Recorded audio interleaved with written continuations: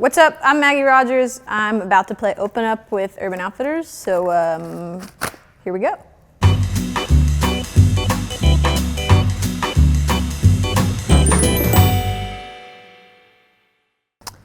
Okay, green, Green, 8. 1, 2, 3, 4, 5, 6, 7, 8. Question number 6. Explain the phrase, "It takes time to be quiet to be loud," in relation to your writing process.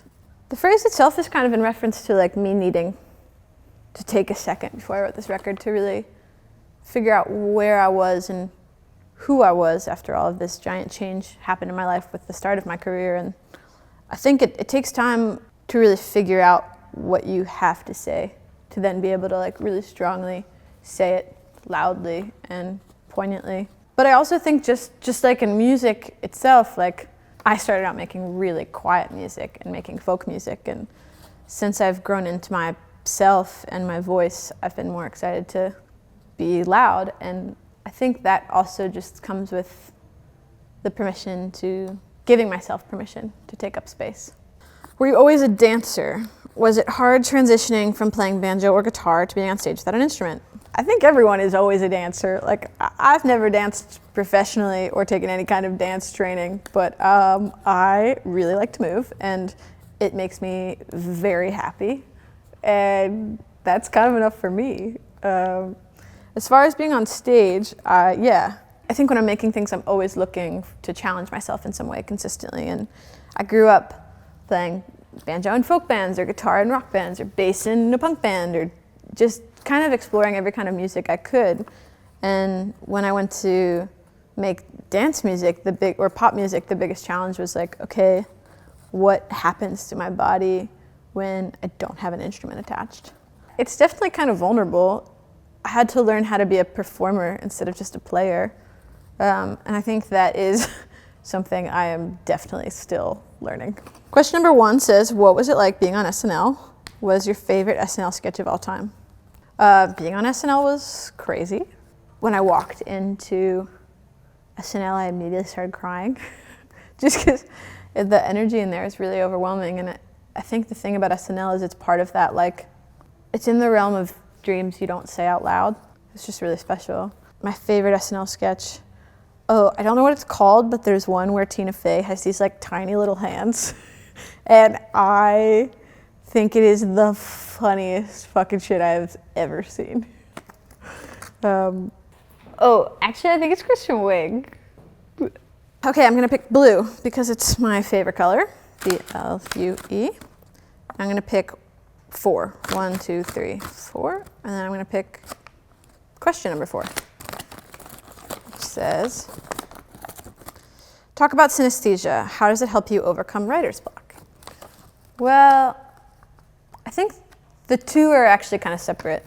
I had writer's block for a while when I was in college for about 2 years, and the writer's block came from something that had to do with genre, like feeling like there were all these really specific boxes, and I didn't really feel like I checked any of them.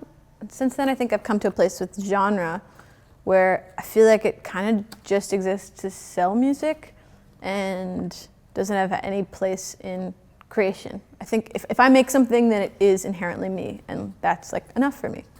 As far as synesthesia goes, so synesthesia it's a really strong tie between color and sound, which is something that I experience. And basically, before I make any kind of music these days, I make a mood board, and I sort of try and figure out like which colors and textures I'm being drawn to and what I'm interested in visually, and then seeing that replicated visually, I'll be able to understand what kind of like sonic landscape I'm trying to create as a producer.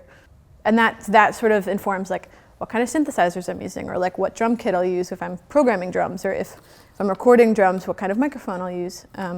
The EP I made, in my mind, was like light pink and light blue and purple, and also like dark blue, like colors of dusk, basically.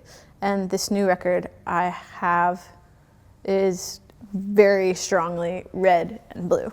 It's bolder and I think slightly more mature, maybe. I don't know. You mentioned that you collect natural audio samples while hiking. Which was the most difficult to acquire? Oh, yeah, I mean, this was something I did in like 2015. Part of my like writer's block was that I really wanted to give myself a box creatively to work in, because sometimes there's just too many creative options, and it helps if you can set some rules that says like, okay, I'm only gonna color with a red crayon or something like that. And so I started making these sound samples to then work into my production. I was never looking for a sound. I just was sort of like walking around and living my life, and then if a sound, and then I would like listen through all the audio later and chop it up and sample it. So whether it's like a mourning dove or the sound of like rocks hitting each other, none of it's ever been that, like, it's not a big quest, for better or for worse.